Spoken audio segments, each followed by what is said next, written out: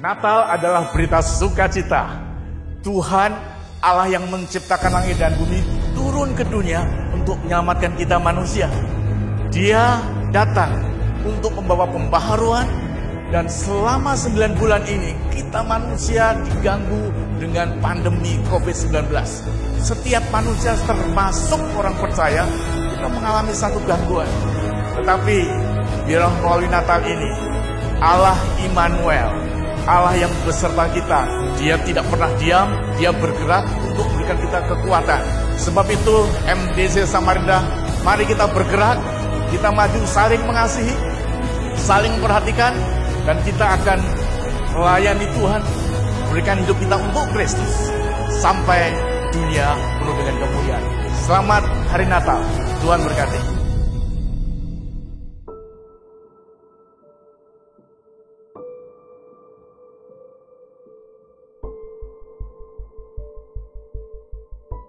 Kemuliaan Tuhan akan dinyatakan. Sesungguhnya seorang perempuan muda mengandung dan akan melahirkan seorang anak laki-laki, dan ia akan menamakan dia Immanuel. Tuhan beserta kita.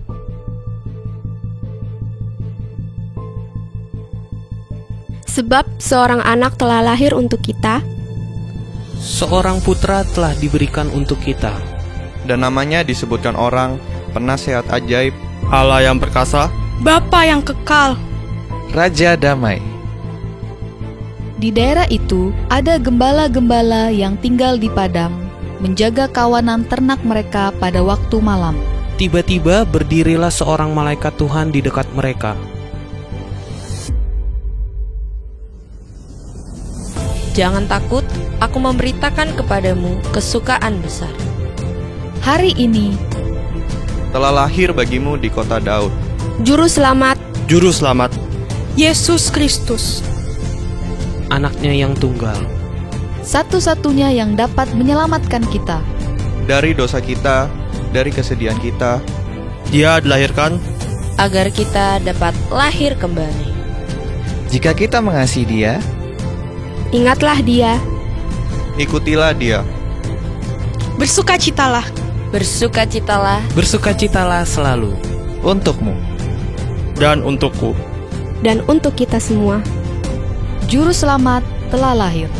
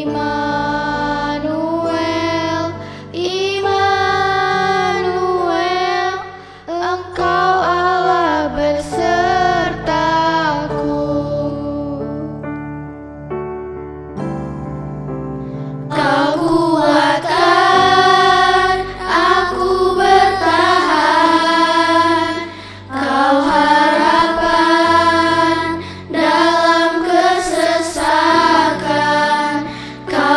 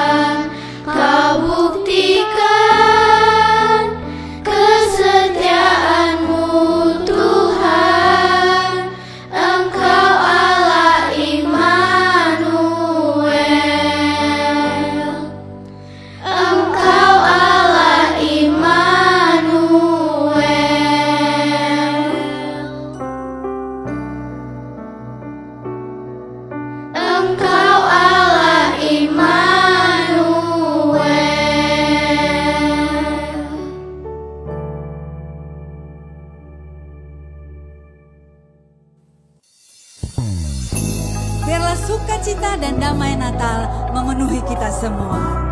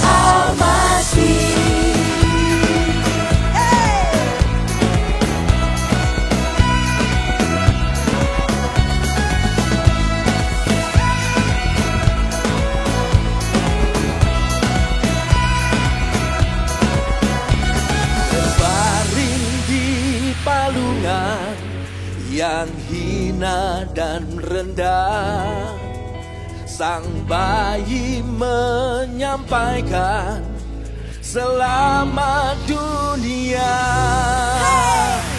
Hai, siarkan di hulu, di bukit dan di mana jua. Hai, siarkan di hulu, lahirnya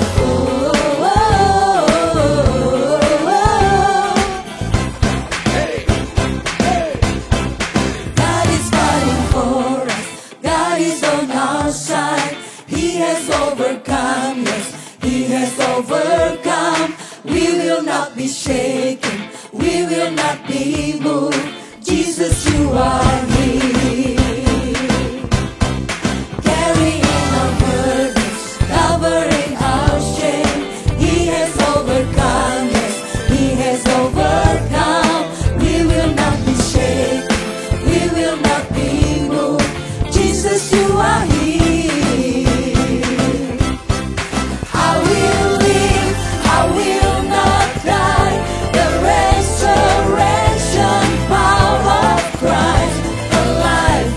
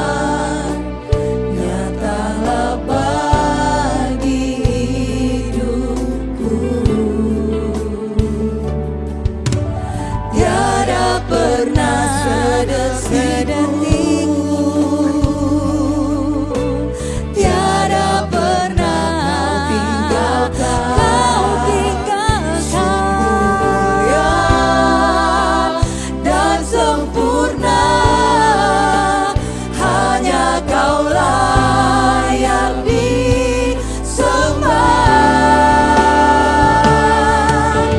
Yesus, Engkau juru selamatku, dalam janji-Mu kemenanganku. Selamanya kan ku nyatakan besar setia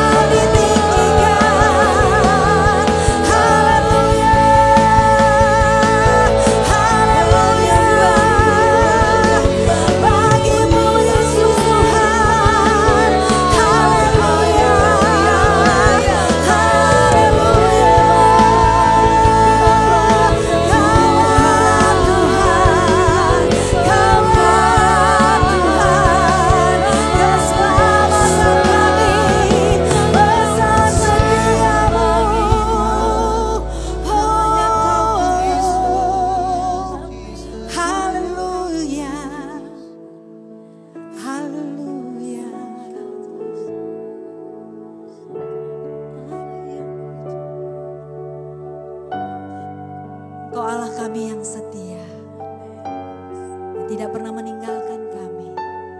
Dan sampai hari ini kami ada karena anugerah-Mu Tuhan.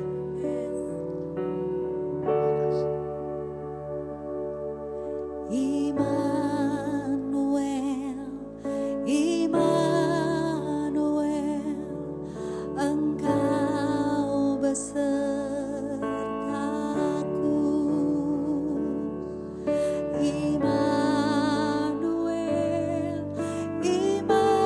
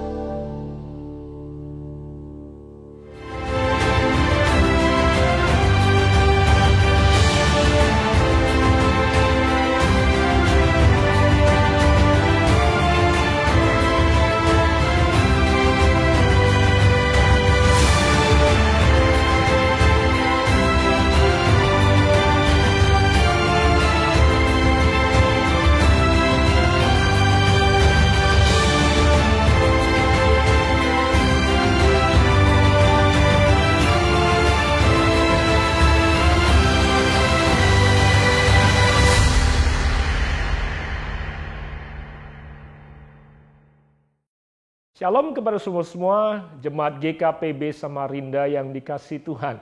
Saya senang sekali di Natal ini punya kesempatan untuk melayani saudara. Ini adalah pertama kali saya melayani jemaat GKPB Samarinda dan bagi saya ini adalah sebuah kehormatan yang diberikan oleh Bapak Gembala pada saya untuk boleh melayani saudara di perayaan Natal yang sangat istimewa ini.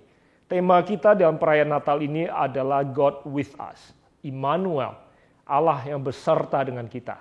Dia yang lahir sebagai terang dunia, telah ada dalam kehidupan kita semua sebagai manusia. Nah, apa yang kita akan pelajari di waktu-waktu yang singkat ini ke depan adalah apa yang menjadi dampak daripada kehadiran Tuhan, kebersamaan dan keberadaan Tuhan dalam kehidupan kita. Apa dampaknya Immanuel dalam kehidupan kita bagi dunia yang ada di sekitar kita semua. Sudah siap belajar? Mari kita belajar bersama-sama. Saya akan mulai berbagi apa yang saya ingin bagikan pada saudara dengan mengutip ayat pertama daripada firman Tuhan yang terambil dari Matius pasal yang pertama, ayat ke-22 dan ayat ke-23, demikianlah bunyi firman Tuhan. Dikatakan, hal itu terjadi supaya genaplah yang difirmankan Tuhan oleh Nabi. Sesungguhnya anak darah itu akan mengandung dan melahirkan seorang anak laki-laki, dan mereka akan menamakan dia Immanuel, yang berarti Allah menyertai kita. Pada hari Natal ini, kelahiran Kristus dalam kehidupan kita, surga menyebutnya Immanuel, keberadaan Allah yang hadir ke tengah-tengah dunia dan tinggal bersama dengan kita. Bahwa dia tinggal, he stays with us. Dia ada di tengah-tengah kita. Dan bahkan setelah dia naik ke surga pun dia berkata dia tidak akan meninggalkan kita sendiri. Karena Roh Kudus sekarang ada bersama dengan kita. Jadi pada saat kita merayakan Natal ini, kita sedang merayakan kehadiran Allah di tengah-tengah kita. Immanuel, Tuhan yang ada bersama dengan kita. Dan ayat kedua yang saya ingin kutip sebelum saya berbagi, hal-hal yang akan menjadi dampak daripada keberadaan Allah di tengah-tengah kehidupan kita. Sehingga dunia sekitar kita dapat merasakannya. Dan ayat kedua yang saya ingin kutip adalah Yesaya pasal yang ke-60, ayat pertama sampai ayat ketiga berbunyi seperti ini. Bangkitlah, menjadi teranglah sebab terangmu datang, dan kemuliaan Tuhan terbit atasmu. Sebab sesungguhnya kegelapan menutupi bumi, dan kekelaman menutupi bangsa-bangsa. Tapi terang Tuhan terbit atasmu, dan kemuliaannya menjadi nyata atasmu. Bangsa-bangsa berduyun-duyun datang kepada terangmu, dan raja-raja kepada cahaya yang terbit bagimu. Keberadaan Kristus yang lahir sebagai terang di tengah-tengah kita. Alkitab bernubuat melalui Nabi Yesaya, bahwa terang Tuhan yang terbit atas kita dan kemuliaannya yang nyata atas kehidupan kita akan membuat bangsa-bangsa berduyun-duyun mendatangi kita sebagai anak-anak Tuhan. Raja-raja kepada cahaya yang terbit bagi kita. Karena Yohanes pasal ke-8 ayat 12 juga berkata seperti ini. Yesus berkata pula kepada orang banyak katanya, akulah terang dunia. Barang siapa mengikut aku, ia tidak akan berjalan dalam kegelapan, melainkan ia akan mempunyai terang hidup. Yesus berkata dia adalah terang, dan kita yang mengikuti Yesus tidak akan berjalan di dalam kegelapan. Dan karena terang itu ada dalam kita, menurut saya sudah sepatutnya dunia datang kepada kita, datang pada Kristus sang terang yang ada dalam kehidupan kita, dan mereka mempunyai dan memerlukan terang itu dalam kehidupan mereka juga. Dunia sedang dihadapi dan diperhadapkan dengan kegelapan.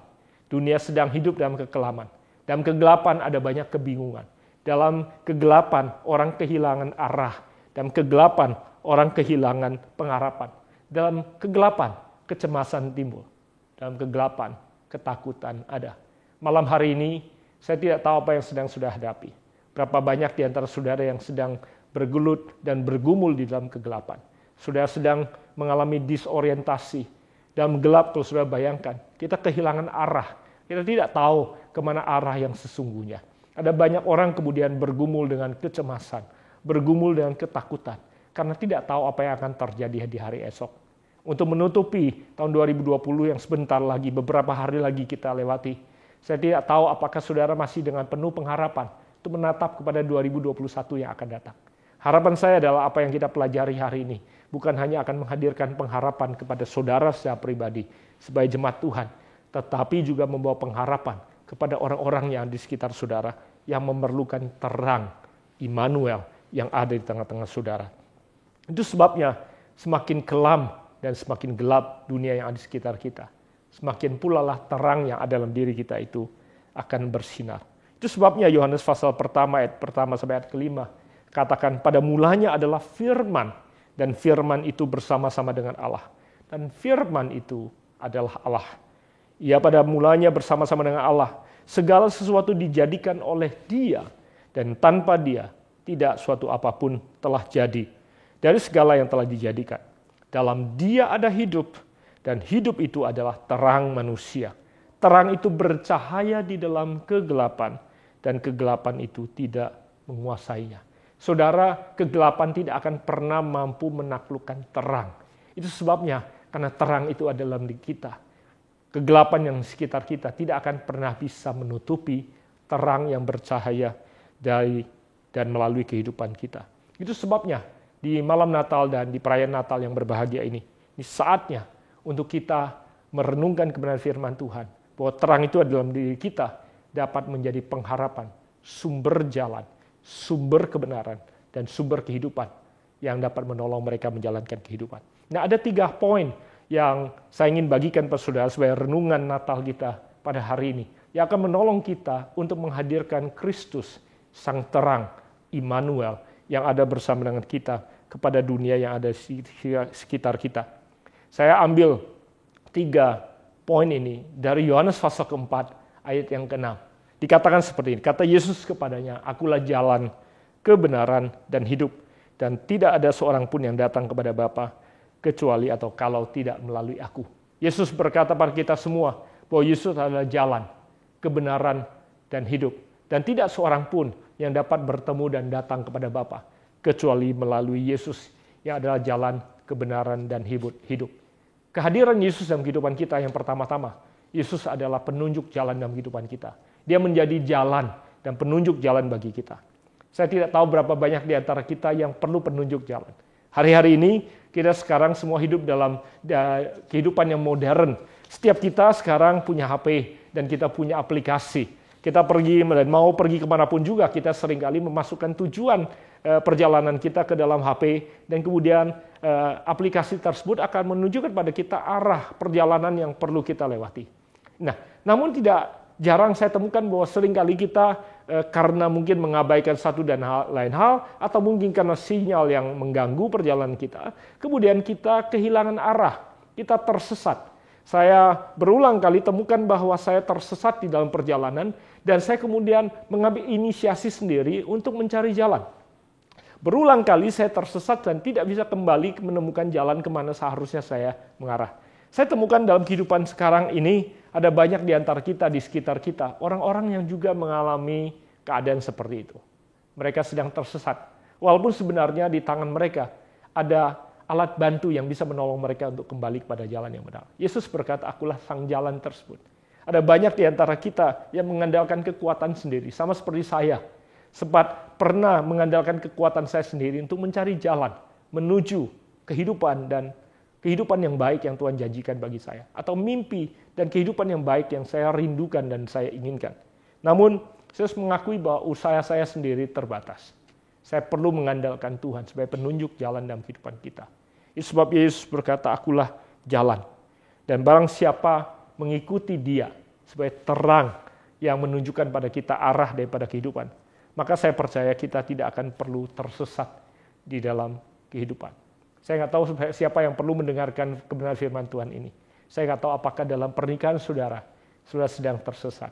Apakah dalam kehidupan saudara sedang tersesat. Apakah saudara dalam bisnis saudara sepertinya saudara seperti buntu dan tidak sedang menuju ke masa depan yang sudah inginkan. Dalam pekerjaan, dalam karir, dalam studi, dalam kehidupan saudara sepertinya merasa stuck atau tersesat. Malam hari ini ada berita baik bagi saudara. Karena penunjuk jalan, sang jalan ada dalam kehidupan kita. Sang terang telah datang ada dalam kehidupan kita. Saya teringat kepada salah satu kisah yang dicatat di dalam Alkitab. Karena setiap kali seseorang bertemu dengan Yesus, setiap kali seseorang berhadapan dan mengalami encounter dengan Yesus, kehidupan mereka tidak pernah sama lagi. Saya ingat Alkitab pernah mencatat tentang kehidupan seseorang yang juga tersesat dalam kehidupannya. Dalam perjalanan kehidupannya, dalam pernikahannya, dalam relationship dia tersesat. Kisah ini dicatat di Yohanes pasal keempat. Cerita tentang seseorang yang berasal dari Samaria. Saya yakin saudara pernah tahu kisah tersebut. Dikatakan wanita ini suatu hari atau dalam suatu sore sedang berusaha mengambil air. Dan dia bertemu dengan Yesus. Dan kisah ini dicatat di Yohanes pasal keempat. Dikatakan pada waktu dia sedang mengambil air, Yesus memulai pembicaraan dengan wanita ini. Saya suka sekali bagaimana cara Yesus berurusan dengan orang yang asing, yang belum mengenal siapa dia. Yesus tidak dengan serta-merta menabrak kehidupan pribadi tersebut. Walaupun Yesus tahu banyak karena Yesus adalah Tuhan. Dia tahu tentang kehidupan wanita ini. Tetapi dengan sopannya, Yesus mengetuk pintu hati wanita ini. Dengan memulai dengan sopan bertanya, meminta apakah boleh wanita ini memberikan minuman kepada Yesus. Minta minum sebagai seorang asing yang baru saja berkenalan. Dengan sopannya minta minum. Dan yang menakjubkan adalah wanita Samaria ini yang tidak seharusnya berbicara kepada orang Yahudi karena dia tahu ada larangan yang membatasi orang Samaria untuk bergaul dengan orang Yahudi. Tetapi karena tuan ini, sang gentleman ini minta minum dengan sopan, maka dia meresponi dengan berkata, tidak seharusnya kita bicara, tidak seharusnya kita berinteraksi. Harusnya ada jarak yang harus jaga di antara kita. Ada protokol yang membatasi kita sesungguhnya. Tapi karena sang orang asing ini dengan sopannya minta minum, maka wanitanya meresponi. Dan kemudian yang menarik adalah dalam pembicaraan selanjutnya, Yesus yang tadinya meminta minum, kemudian menawarkan minum sesungguhnya. Karena Yesus tahu bahwa sesungguhnya wanita ini ada dalam kehausan jiwani dan rohani yang sangat mendalam. Walaupun wanita ini punya air jasmani, karena dia sedang ada di pinggir sungai, di pinggir sumur, yang bisa memberikan dia kepuasan jasmani. Namun wanita ini ada dalam kehausan rohani dan kehausan jiwani yang tidak pernah terpenuhi. Yesus kemudian berkata, sebenarnya kalau kamu minum dari air yang aku akan berikan, maka kamu tidak akan pernah haus lagi selama-lamanya. Wanita itu kemudian berkata, Tuhan, Anda tidak punya timba, bagaimanakah Anda bisa mendapatkan air, apalagi menawarkan air. Yang Yesus tawarkan bukan air jasmani yang akan ditimba dari sumur. Yang Yesus tawarkan adalah air kehidupan, sumber kehidupan yang ada dalam Yesus, yang siap dia tawarkan. Apabila kita minum dari air tersebut, maka kita tidak akan pernah haus lagi. Karena Yesus tahu, karena Yesus adalah Allah yang Maha Tahu. Yesus tahu bahwa wanita ini tersesat, berusaha memuaskan hasrat dan nafsu kehidupannya atau kebutuhan jasmani, jiwani, dan rohaninya. Itu memuaskan kebutuhannya. Dan Yesus tahu bahwa wanita ini sudah berusaha berjalan, mencoba berulang kali. Karena pada waktu kemudian wanita ini mendadak tertarik dan berkata, aku mau. Yesus berkata, panggillah suamimu. Wanita ini menjawab, aku belum punya suami atau aku tidak punya suami. Yesus kemudian segera menyingkapkan kebenaran yang dia ketahui tentang pribadi ini. Betul katamu. Karena laki-laki yang ada bersamamu sekarang ini bukanlah suamimu. Kamu sudah punya 5 suami sebelumnya. Ini adalah pria yang ke-6. Dan dia bukan suami daripada wanita ini. Wanita ini berusaha memuaskan kebutuhan hubungan atau relationship-nya. Kehausan jiwani untuk mendapatkan kasih sayang dari pria yang tidak pernah dia dapatkan. Wanita ini berusaha mencari jalan untuk memenuhi kebutuhannya. Tetapi semakin dia berusaha, semakin dia tersesat. Saudara, wanita ini mendapatkan kelegaan, mendapatkan jalan, mendapatkan solusi yang kekal di dalam kehidupan dia pada saat Yesus menawarkan air kehidupan. Sudah tahu di akhir daripada kisah ini di Yohanes pasal keempat, wanita ini justru kembali ke desanya, kembali ke asalnya, kembali ke Samaria, dan mulai bercerita tentang Yesus sang orang asing yang menyingkapkan keberadaan dia. Saudara tahu bahwa bahkan penafsir mengatakan, ahli-ahli teologi yang kemudian mengatakan bahwa wanita ini sebenarnya berusaha menutupi latar belakangnya. Dia malu kalau orang tahu dia tersesat. Dia malu kalau orang tahu bahwa dia gagal 5 kali dalam pernikahan dan sedang tinggal dengan orang yang bukan suaminya. Dia sebenarnya malu akan identitas dan gambar dirinya. Dia malu kalau ada orang lain tahu. Mungkin dia tahu orang lain tahu, tapi dia malu untuk bertemu dengan orang lain. Akibatnya dia dengan sembunyi-sembunyi berusaha mengambil air di siang hari. Tetapi justru pada saat kemudian dia bertemu dengan terang, pada saat dia bertemu dengan jalan keluar, Pada saat dia bertemu dengan air kehidupan yang kekal, dia berani mengakui keberadaannya. Dan dia mulai bercerita kemana-mana tentang bagaimana Yesus menyingkapkan siapa dirinya. Dan pada saat dia berani terbuka, keluar dari kegelapan, berhadapan dengan terang yang ajaib, kebangunan rohani terjadi dalam kehidupannya. Mujizat mulai terjadi. Dan dikatakan oleh Yohanes pasal keempat, dicatat bahwa kebangunan rohani terjadi di Samaria. Dan ada banyak orang yang sama tersesatnya menemukan terang itu melalui pribadi dan kesaksian daripada wanita Samaria ini. Saudara dikasihi Tuhan, apabila saudara hari ini juga berani mengakui bahwa ada dalam kehidupan saudara hal-hal yang sudah akui bahwa saudara tersesat, saudara berusaha mencari jalan sendiri. Dengan kekuatan sendiri, saudara berusaha keluar dari kegelapan saudara. Saudara berusaha untuk menemukan terang tersebut. Namun saudara gagal karena saudara berusaha dengan sendiri. Malam hari ini, pada hari ini, saudara bisa datang kepada Kristus, sang terang yang sudah ada dalam diri saudara. Karena dia adalah penunjuk jalan bagi saudara. Kalau saudara hanya perlu bersedia untuk mulai kembali kepada rute awal, sebagaimana yang kita seringkali pergunakan di aplikasi. Saudara kembali kepada jalan semula yang Kristus sudah tetapkan pada kita. Saya percaya saudara akan tiba di tujuan sebagaimana yang Tuhan inginkan. Amin. Yesus adalah jalan. Dan bukan hanya jalan bagi kita, tapi Yesus bisa menjadi penunjuk jalan melalui kita bagi banyak orang yang ada di sekitar kita yang juga terjebak dan tersesat di dalam kegelapan. Sebagaimana dampak yang Yesus hadirkan dalam setiap kehidupan yang dia temui, setiap orang yang encounter Jesus, saya percaya encounter yang sama dapat terjadi dalam kehidupan saudara dan bagi orang-orang di sekitar saudara melalui keberadaan saudara. Yang berikutnya, Yesus adalah kebenaran, truth, kebenaran. Dia adalah sang benar. Alkitab berkata bahwa doa orang benar besar kuasanya. Doa saudara dan saya sebagai orang benar besar kuasanya. Doa kita sebagai orang benar bukan karena kita mampu berbuat benar. Kebenaran bukan perbuatan. Kebenaran adalah seorang pribadi. Dia adalah sang benar yang datang dan telah lahir bagi kita. Dan sedang kita rayakan malam hari ini. Pada saat kita menerima dia, kita meninggalkan dosa dan meninggalkan kelemahan kita. Dan kita menerima kebenaran itu di dalam kehidupan kita. Itu sebabnya pada saat kita menerima kebenaran, maka kita mampu untuk meninggalkan dosa. Dan kita meninggalkan kehidupan dan kelemahan kita. Itu sebabnya kekristenan bukanlah modifikasi perubahan kehidupan. Tapi kekristenan adalah pertukaran kehidupan. Pada saat kita meninggalkan kehidupan kita yang lama dan menerima kehidupan yang baru yang datang dalam kehidupan kita. Kita menerima dia sang benar ada dalam diri kita. Sehingga kita menjadi orang benar. Kita dibenarkan. Bukan karena kita berubah menjadi orang yang lebih baik. Itu sebabnya kita perlu kebenaran. Apalagi kalau saudara malam hari ini pada saat mendengarkan atau pada saat saudara mendengarkan firman ini, saudara menyadari ada tuduhan yang datang dalam kehidupan saudara. Karena iblis berusaha menuntut saudara, menuduh saudara akan apa yang saudara lakukan. Saudara, kita semua manusia yang berdosa. Kita penuh dengan kelemahan. Yang membela kita hanyalah Kristus, Immanuel itu. Yang menuntut kita siang dan malam adalah dia, sang penuntut. Yang Alkitab sebut sebagai iblis. Dia senantiasa menuntut kita, menuduh kita siang dan malam. Itu sebabnya saudara perlu kebenaran ini untuk datang memerdekakan saudara. Yohanes 8 katakan, biarlah kebenaran itu datang. Dan kebenaran itu yang memerdekakan kehidupan saudara. Sebagaimana dicontoh tadi tentang perempuan di Samaria. Dan Alkitab juga mencatat tentang contoh kehidupan orang yang berubah bertemu dengan Yesus. Zakeus, sudah tahu, ada seorang pemungut cukai.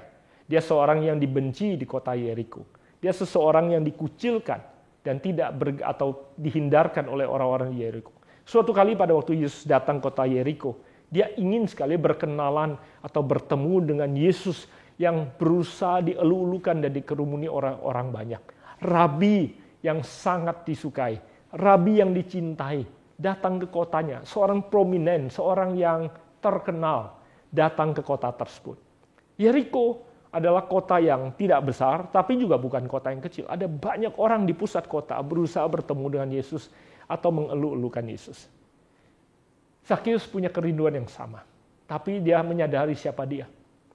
Dia pemungut cukai yang dibenci, karena dia bekerja bagi pendudukan Romawi. Dia dibenci oleh orang Yahudi. Dia dikucilkan. Tidak mungkin tua-tua orang Yahudi akan mengizinkan Yesus datang ke rumah Zakius. Dengan diam-diam dia berusaha naik ke atas pohon. Menyadari keberadaan dia. Dia menyadari bahwa dia tidak mungkin layak untuk bisa mengundang prominent rabi, sang pengkhotbah dan guru yang terkenal ini untuk datang ke rumahnya.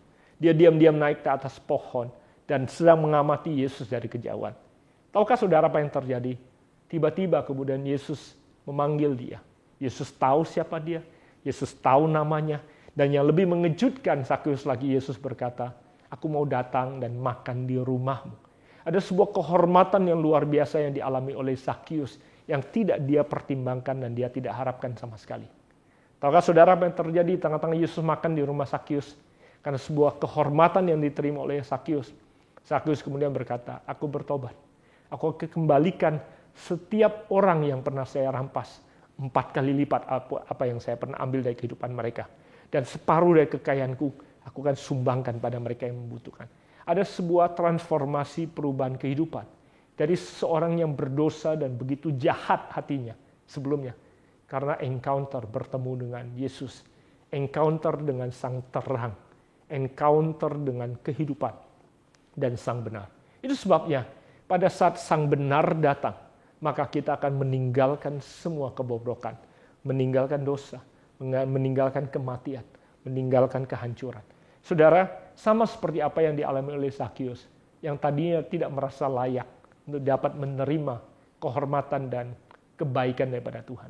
Saya percaya kebenaran yang sama bisa datang dalam kehidupan saudara. Saudara hanya perlu membuka diri untuk mengizinkan sang benar datang. Sebagaimana Zakius tidak mempertimbangkan Yesus kenal namanya, tidakkah saudara juga akan tahu bahwa hari ini setiap saudara yang mendengarkan, Tuhan tahu namamu. Tuhan Yesus tahu nama saudara. Dan dia bukan hanya tahu nama saudara, dia tahu setiap helai jumlah rambut yang ada di kepala saudara. Dan Alkitab menuliskannya. Alkitab memberitahukannya pada saya. Malam hari ini, saudara, dimanapun juga engkau mendengarkan saya, Yesus kenal namamu. Dan Yesus juga berkata kepada engkau, aku ingin hadir dalam kehidupanmu. Dan aku ingin tinggal di dalam dirimu. Dan aku ingin menjadi Tuhan dan menjadi kebenaran dalam kehidupanmu. Supaya apapun yang kau minta kepada Bapa dalam namaku, Bapa menjawabnya di dalam namaku.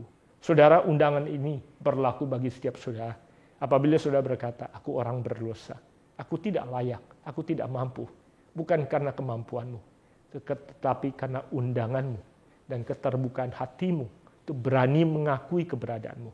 Sama seperti perempuan Samaria yang berani mengakui dosanya, mengakui keberadaannya. Sama seperti Zakius yang berkata, aku sudah berdosa, aku sudah jahat kepada orang-orang yang aku ambil pajaknya 4 kali lipat. Aku mau bertobat dan aku mau bertanggung jawab. Aku mau kembalikan 4 kali lipat.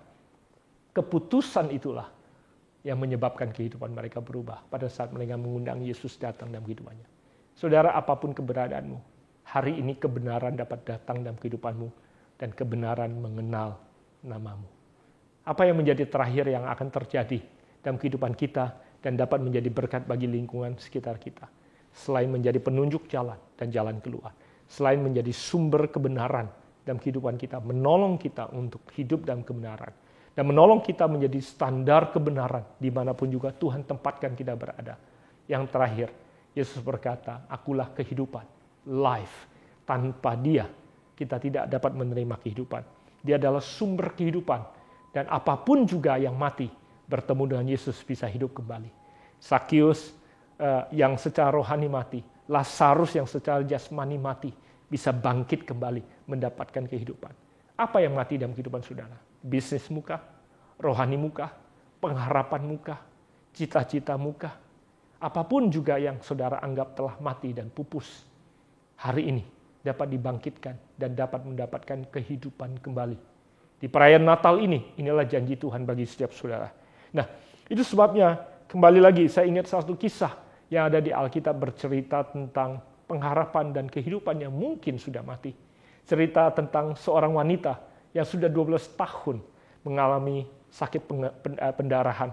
Di dalam Injil dicatat bahwa wanita ini sudah 12 tahun berobat kemana-mana. Dia sudah menghabiskan semua kekayaan yang dia punya. Dan tidak ada hasilnya. keadaannya tidak menjadi lebih baik, bahkan menjadi lebih buruk. Dengan kata lain, harusnya dia berputus asa. Belum lagi wanita yang sakit pendarahan dalam konteks kehidupan orang Yahudi bukan hanya dikucilkan, dianggap najis, harus dijauhkan daripada kehidupan masyarakat. Wanita ini dicatat oleh Injil. Pada hari itu waktu dia mendengar Yesus datang ke kotanya, dia mengambil risiko. Karena apabila ketahuan kalau dia pergi keluar dan dia sedang mengalami pendarahan, dia dapat dirajam mati. Konsekuensinya adalah mati. Tapi saya berpikir bahwa orang yang sudah melewati waktu begitu lama berusaha mendapatkan kesembuhan, mendapatkan kehidupan, bagi dia mungkin harapan itu sudah tidak ada lagi. Mungkin vonisnya adalah, udahlah, kamu tidak akan pernah lagi bisa bangkit. Tidak mungkin kamu bisa dapat sembuh. Tapi hari itu wanita itu melakukan sesuatu yang mengejutkan. Dikatakan di tengah-tengah kerumunan orang banyak, Yesus kemudian berpaling dan bertanya, siapa yang menjamah aku? Sudah tahu kalau saudara pernah baca, murid-muridnya malah bingung berkata, guru, kita ini semua berdesak-desakan, kita saling berjamah-jamahan, saling menyentuh. Apa maksudmu siapa yang menyentuh atau menjamah kamu? Yang Yesus maksudkan bukanlah seseorang yang menyentuh dia, menyenggol dia, memegang dia. Semua orang memegang Yesus. Tetapi ada sentuhan seseorang yang sangat berbeda, yang menyebabkan kata Yesus ada kekuatan dan tenaga yang mengalir dari dalam diri Yesus, dan kemudian menghadirkan kesembuhan dan kehidupan ke dalam pribadi tersebut. Yesus berkata bahwa tidak, ada seseorang yang menjamahku, menyentuh aku dengan cara yang berbeda, dan ada kekuatan dan tenaga yang mengalir dari dalam diriku. Dan betul, Alkitab mencatat bahwa wanita itu, walaupun secara medis tidak ada harapan lagi, walaupun secara dunia tidak ada harapan lagi, wanita itu mengalami mujizat dan mengalami kesembuhan sesaat pada saat kuasa kesembuhan itu mengalir daripada Yesus menjamah dia. Saudara, kehidupan yang sama datang dalam kehidupan kita pada saat kita menjamah Yesus seperti itu. Banyak orang yang berkenalan dengan Yesus. Banyak orang menyentuh Yesus sebagaimana orang banyak, bahkan seperti murid-muridnya. Ada banyak kita setiap minggu datang ke gereja, bersentuhan dengan Tuhan mungkin. Tapi pertanyaannya adalah, apakah hubungan kita dengan Tuhan hanya seperti orang banyak yang ada sekitar Yesus? Semua orang menyentuh Yesus, tapi tidak semua orang mengalami kehidupan dan kuasa kehidupan itu mengalir dalam kehidupan mereka, sebagaimana yang dialami oleh wanita yang sakit pendarahan ini. Saudara, kuasa yang sama, mujizat yang sama, aliran kehidupan yang sama dapat terjadi dalam kehidupan saudara, dalam pernikahan saudara, kesehatan saudara, keuangan saudara, rohani saudara, apapun juga yang saudara anggap mungkin sudah mati. Malam hari ini kehidupan ini dapat mengalir dalam kehidupan saudara, diri saudara, dan membangkitkan apapun yang selama ini saudara anggap mati. Apabila saudara datang kepada Tuhan, sama seperti bagaimana wanita ini datang kepada Tuhan. Wanita ini tidak lagi punya harapan yang lain, kecuali hanya Yesus. Dia tempatkan segala-galanya di tengah-tengah frustasi yang ada. Dia tempatkan semua pengharapannya dalam Yesus. Dan dia menjamah Yesus dengan penyerahan seperti itu. Apabila malam hari ini sudah datang kepada Tuhan, membawa semua keberadaan saudara, anak-anak saudara, keuangan saudara, kesehatan saudara, masa depan saudara, pernikahan saudara, pelayanan saudara, yang membutuhkan kehidupan dan kuasa Tuhan datang untuk menjamahnya. Hampiri Yesus, dan malam hari ini saya percaya dia ingin menjamah saudara. Dia ingin kuasa itu mengalir dalam kehidupan saudara, membangkitkan pernikahanmu, membangkitkan keuanganmu, membangkitkan bisnismu, membangkitkan mimpimu, membangkitkan cita-citamu, membangkitkan studimu, membangkitkan pelayananmu, membangkitkan masa depanmu. Supaya engkau bisa menutup tahun 2020 dengan penuh pengharapan. Dan engkau bisa menatap 2021 dengan penuh mimpi dan kemenangan. Saudara, saya berdoa pesan firman Tuhan yang sederhana ini dapat menolong saudara menerima apa yang Kristus sediakan bagi engkau, sekaligus dapat menjadikan saudara saluran berkat bagi orang-orang yang ada di sekitar saudara. Dunia yang sedang ada dalam kegelapan, yang memerlukan terang Kristus datang dalam kehidupan mereka. Karena Immanuel, dia sudah datang dan ada di dalam kita semua. Itulah tanggung jawab kita saudara, untuk berbagi apa yang Tuhan telah berikan bagi kita, bagi orang-orang yang ada di sekitar kita. Saya ingin menutup pembagian firman Tuhan hari ini dengan membaca bagi saudara Yohanes pasal ketiga, ayat ke-17 yang berbunyi seperti ini. Sebab Allah mengutus anaknya ke dalam dunia bukan untuk menghakimi dunia, melainkan untuk menyelamatkannya oleh Dia.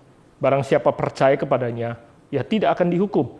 Barang siapa tidak percaya, ia telah berada di bawah hukuman. Sebab ia tidak percaya dalam nama anak tunggal Allah. Dan inilah hukuman itu.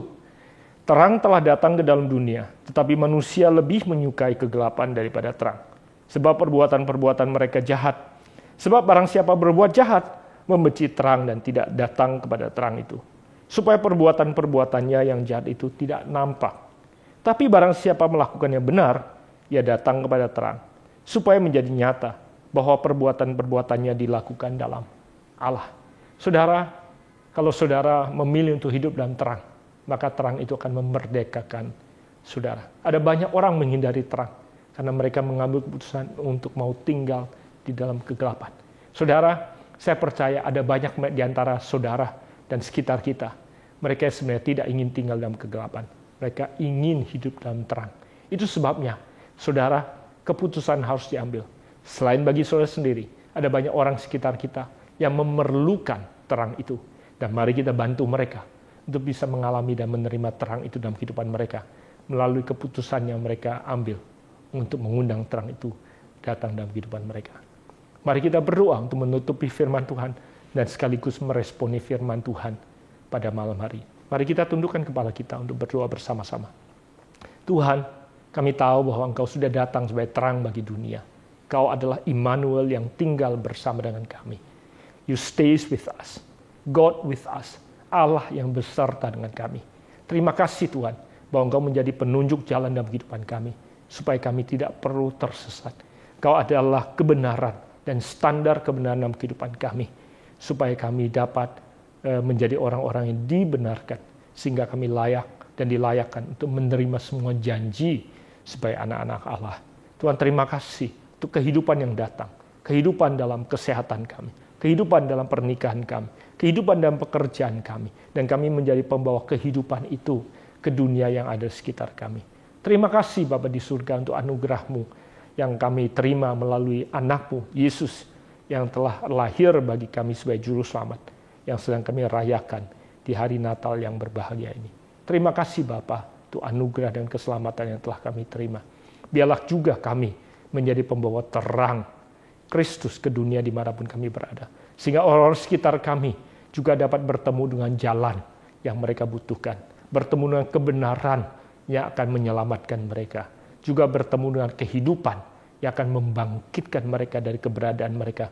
Terlepas dari apapun yang sedang mereka hadapi. Hamba berdoa supaya Engkau memakai setiap kami dan seluruh jemaat yang ada di tempat kami masing-masing untuk menjadi saluran berkat bagi dunia sekitar kami.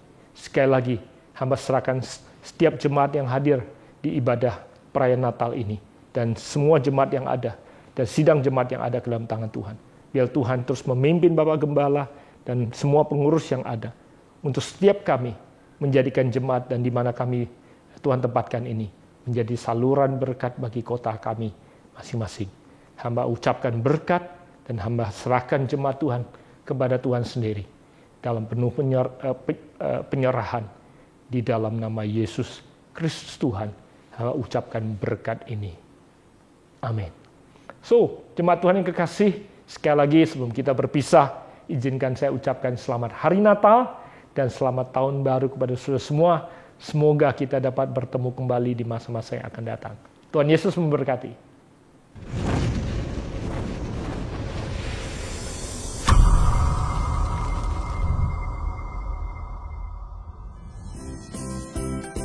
Tuhan Yesus sudah membuktikan kasih dan kesetiaannya melalui kehadirannya di tengah-tengah kita. Oleh karena itu, jangan pernah ragu akan janji-janjinya. Ia berkata menjadikan segala sesuatu indah pada waktunya. Permasalahan apapun yang kita hadapi sekarang, percayalah, Ia memampukan kita, menjadikan kita sebagai seorang pemenang. Oleh karena itu, sambut tahun depan dengan antusias. Percayalah, engkau akan menang keluar dari permasalahanmu. Tuhan Yesus memberkati. Selamat Hari Natal, tetap maju, tetap bersemangat. Tuhan beserta setiap kita. Haleluya. Saya mengucapkan selamat Natal tahun 2020. Semoga kasih Natal, sukacita Natal, dan damai sejahtera Natal menyertai saudara semua dan keluarga saudara semua. Dan selamat menyongsong tahun baru 2021. Semoga tahun depan adalah tahun kebangkitan bagi kita semua. Firman Tuhan dalam Ibrani 13 ayat 5b mengatakan, Aku sekali-sekali tidak akan membiarkan engkau, dan aku sekali-sekali tidak akan meninggalkan engkau. Selamat Natal dan selamat tahun baru 2021. Tuhan Yesus memberkati. Satu hal yang membuat kita tetap berdiri teguh di tengah badai karena Tuhan saja pertolongan kita. Kita boleh sama dengan orang lain, tapi di dalam menjalani hidup ini kita tetap penuh damai. Karena Tuhan tidak membiarkan kita dikuasai oleh rasa takut. Lihatlah pertolongan Tuhan di masa lalu. Dan Tuhan akan menolong kita melewati kesulitan-kesulitan di masa sekarang. Tuhan Yesus memberkati. Selamat Hari Natal dan Tahun Baru. Saudara-saudara, Tuhan sudah memberikan yang terbaik bagi setiap kita. Dia sudah memberkati setiap pekerjaan kita, memberkati kita dalam kesehatan kita. Sekarang saatnya kita memberi persembahan kita, baik itu persembahan persepuluhan, persembahan ucapan syukur kita, bukti kita mengasihi Tuhan. Mari kita persiapkan persembahan kita dan kita berdoa. Bapa, kami bersyukur buat anugerah kasih setiamu, buat kebaikan kemurahanmu yang sudah memberkati kami dalam kesehatan kami, sudah memberikan damai sejahtera-Mu, terlebih Tuhan kami memberkati dalam setiap pekerjaan-pekerjaan kami. Sekarang tiba saatnya kami untuk mengembalikan itu persembahan persepuluhan, persembahan kasih kami sebagai bukti kami mengasihi-Mu dan mau terlibat dalam pekerjaan-Mu ya Tuhan. Kami mau memberi ya Tuhan dengan hati yang sukacita, dengan ucapan syukur karena kami merasakan kebaikan kemurahan Tuhan. Terima kasih Bapak, kami siap memberi di dalam nama Yesus Tuhan. Selamat memberi, Tuhan Yesus memberkati.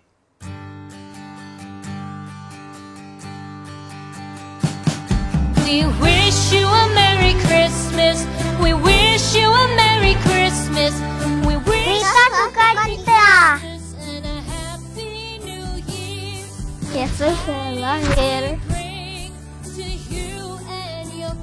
Damai di bumi. Merry Christmas. Merry Christmas. Merry Christmas. Merry Christmas.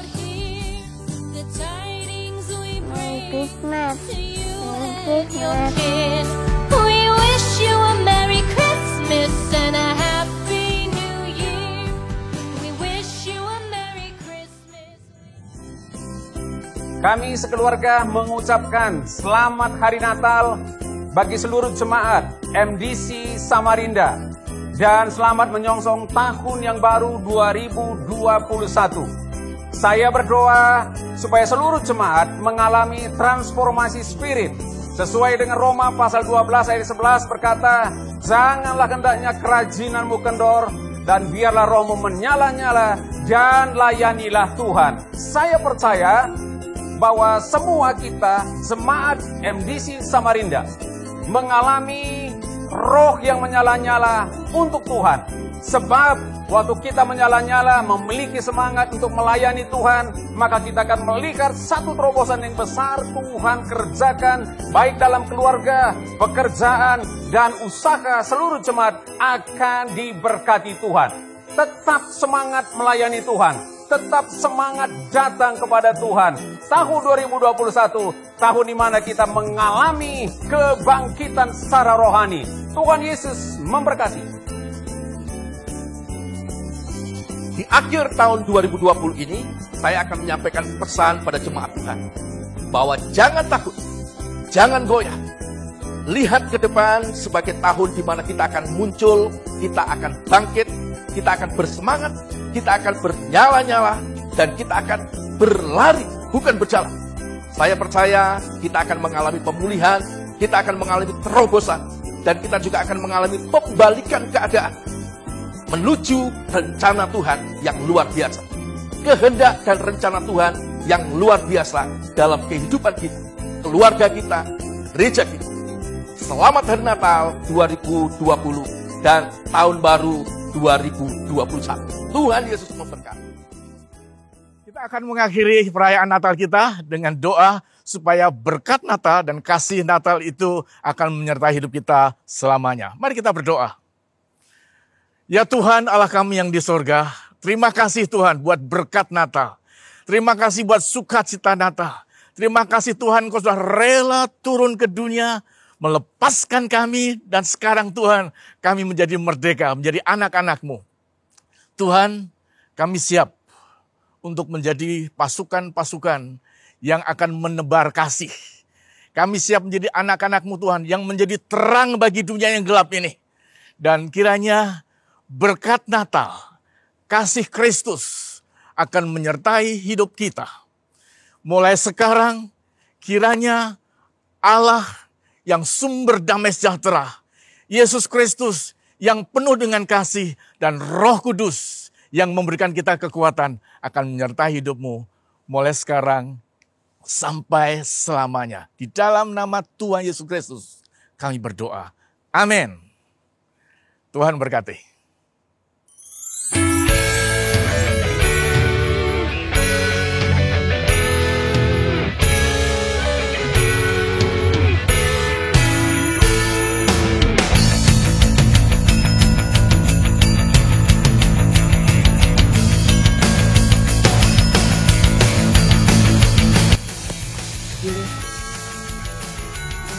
Juru selamat Tuhan. Kemuliaan Tuhan akan dinyatakan. Kasiannya udah dingin ya? Dingin. Ya, siap. Sesungguhnya seorang perempuan muda mengandung Dan akan melahirkan seorang anak laki-laki. Hanya itu. Kita coba dulu ya. Ya, dia ngomongnya kan. Allah yang berkata, Juru selamat. Ini namanya latihan jalan nih. Jalannya santai aja, Je.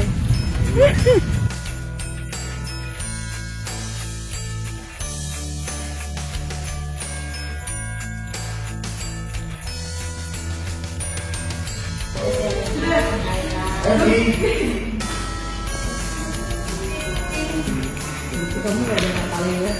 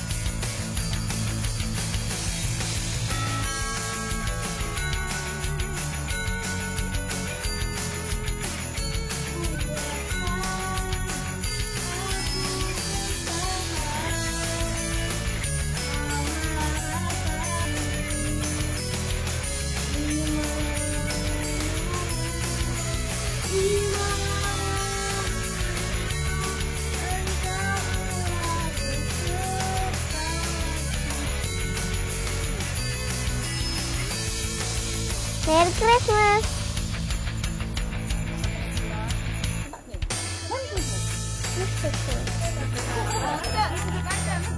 Merry Christmas. Yeah.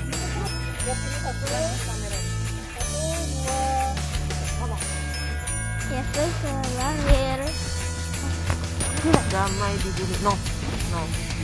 Yang baik ya. Oke, kita mau bikin ya.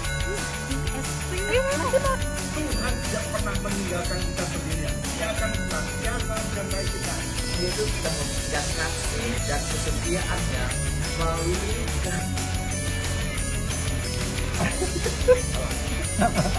Kamu ketawa terakhir.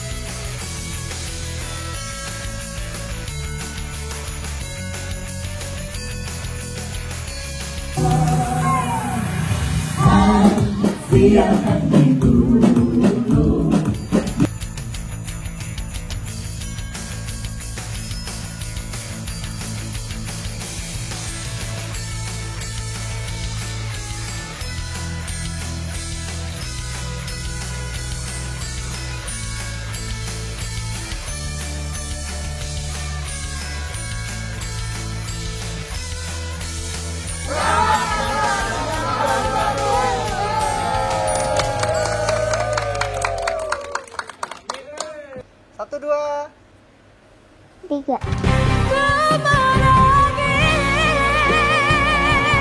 Damai di bumi. Damai di bumi. Damai di bumi. Damai di bumi.